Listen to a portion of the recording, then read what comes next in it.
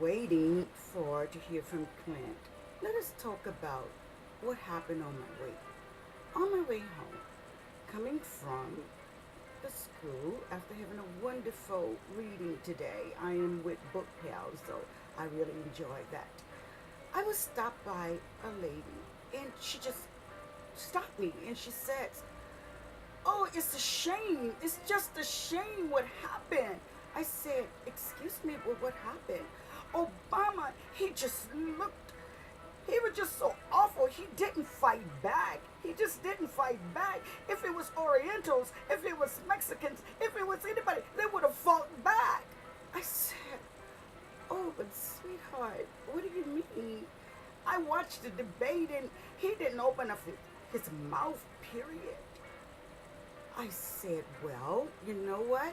I really don't think Obama had a lot to really say because, to be honest, I mean, he said a lot, but not saying what I think everybody wanted him to ask a question that had nothing to do with Obama. What was his name? Please forgive me when I say what's his name because I am not going to vote for him, so I really don't. I follow his lead. I know what he's talking about. Mitt Ronmey, I already know. I don't like him. It took the 47% of the for him to say what he said behind closed doors. Well, I am not surprised. I'm really, really not surprised. But the surprising thing of it is like you, and I'm not being disrespectful, who really thought Obama did a very bad job. He didn't do a bad job. There was something that my mother always say, a wolf always leaves its tracks, and a snake always leaves its slime. Well, let's look at it. Mitt Ronmey did that.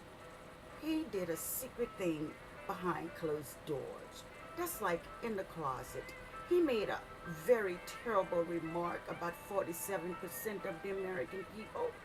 Now, if he's going to do this behind closed doors, what do you think he would do when he get in the White House? So think about it on that order. Think about why should Obama repeat himself? Why should he repeat himself at all? I mean, the American people is... Hi, darling. Yes, I was waiting for you to call. I had just told... Yes, I was speaking to my friends here online, and I told them you were going to call me. Yes. I am looking forward for you to come. Are you on your way? How... Uh-huh. Uh-huh. Uh-huh. Oh, but do you think he's still gonna make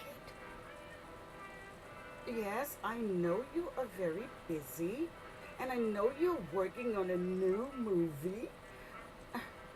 Did I get a part? No. Yes? We'll see? Okay.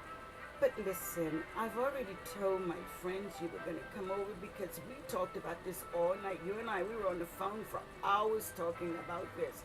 And I want people to know that, first of all, that I do know you. And second of all, that you are going to feel free enough to come and talk to me. And where they can hear you too, know that you're real and you're coming. Yeah. Mm-hmm. Yes, of course. Yes. Yes, I love you too. Of course, we will be forever friends. Yes. Okay, so I can depend on you, and we will talk about the same. Yes, exactly what we talked about last night. I think it is very important. I mean, after all, Clint, I, yes, of course, they all remember what you had said when Obama wasn't sitting in that seat. So they want to hear you explain that. Okay. All right. So in about 5 minutes? Okay, then I'll see you then. Okay, sweetie. Drive carefully. Ciao. See? I told you he was coming. So, back to until he arrived. I I know everybody had their opinion about this, everyone, and the world feels shaky. The American people, let me put, not just American people, because there's people all over the world is looking at this, especially with all of the war, with the war going on, and just the things that is happening. We have crisis all over the world, and this race is important, very, very important, and it's so important to the point I'm not worried. You know why I'm not worried? Well, you know what? I'll save that, and I'll save it to Clint here, because when he arrived, I want to be able to talk about it the way him and I had talked, and we expressed our feelings and our emotions. It was very real, and it's rarely that we get to discuss this to the public, or the public to know that we're even friends. So I'm going to save a lot of my thoughts on that. But back to the lady, I think she understood very well where I was coming from when I had mentioned to her, don't forget what Mitt Ronmey had said. I mean, it was behind closed door. He's talking to wealthy people, however they got their money. And please believe me, they all did not get their money fairly. I know that, because we all have a choice in this world. And the majority of the rich people, well, not the majority, those who inherited one way, those who were born with it another way. But let's not forget those who cut throats and backstabbed and did all of that.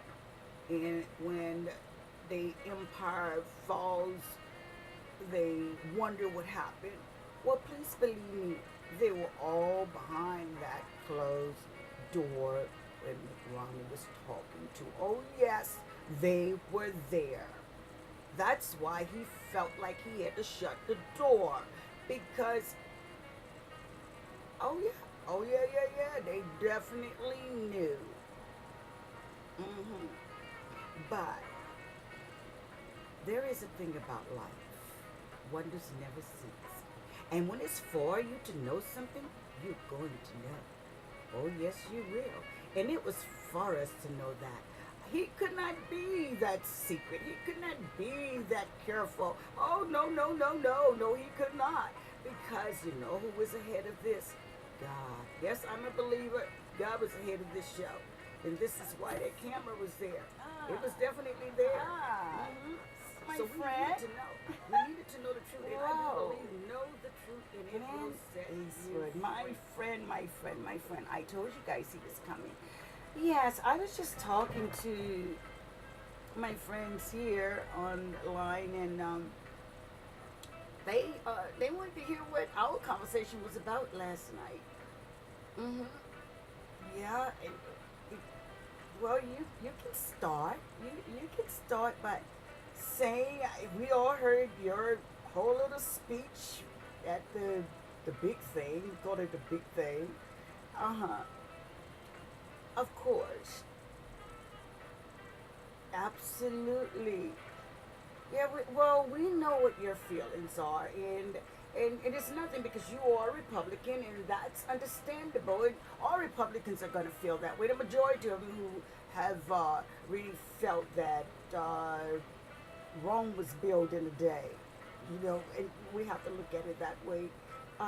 Clint, this is the way they feel, like Rome was built in a day, and before we even go and touch any of the other subjects about why Obama did not speak about the 47% that was said behind closed doors and all, but let's talk about situations when he took that seat. When Obama first got in that seat, we all knew, all of the American people knew it was not going to be easy. Oh, they knew it. No, they knew it. We cannot pretend. That's just like cooking a pot of red beans without the seasoning. I'm from New Orleans, and I love to cook. So it's like that, and we are passionate toward our food now. It has to have the right ingredients in it. This is why they said New Orleans they have the greatest cooks. And and is known for his flavor and his food. So it's like everything else, you know. It has flavor and it has to taste and good and feel good. And Bush administration left us in a serious pickle. And I know he did. Clint, and you know he did. Now, and you should be real about it. Yeah, I'm not getting excited. I know you think I'm getting excited. You always think I get excited, but I really don't. I get expressionable. Okay, I like to express myself. Yeah, I know. Okay, I will calm it down. I know, I know. He's such a smooth talker. He is. He's a very smooth talker. And I'm going to be smooth too. You know, I like to be accordingly. My friends, you know, I get friends that are smooth. I get friends that are comedians. I have friends that are vulgar. I got friends that scream to the top of their lungs. I got friends that are shy. hmm I have all kind of friends, and I love them all because they so much love me, like my friend here. Yeah, but let's go back. You know, when we were talking about how Bush had left the economy, and you know, I'll never forget the day I was in the at the voting poll. I when I walked in, it was around 2 o'clock, 2 o'clock p.m. I went to vote, and suddenly three ladies ran in the building, in the room where in the voting room, and she says, "Oh my God, watch the ballots has been changed. It's been changed." And we all looked, and because we holding, I mean, I'm ready to go in and vote, and this was during the Bush time, and she says that the ballots are not right. You know, don't vote for number this and number that because it's been switched around. And I looked at the ladies sitting, the registration ladies. I said, "Listen, this doesn't sound right. Contact the headquarters and find out. This is 2 p.m. in the daytime, and now you're coming in to tell us something is wrong with the ballots? Wait a minute. This feels like a conspiracy." And I was so amazed that people didn't think it was. It was probably me and three other people that felt something was not right. My Then message I knew. to you, Then. Mitt Ronmey. You could have had it all. Oh, you could have had it all. Oh, but you played it. You played it. You played it. You played it to the beat.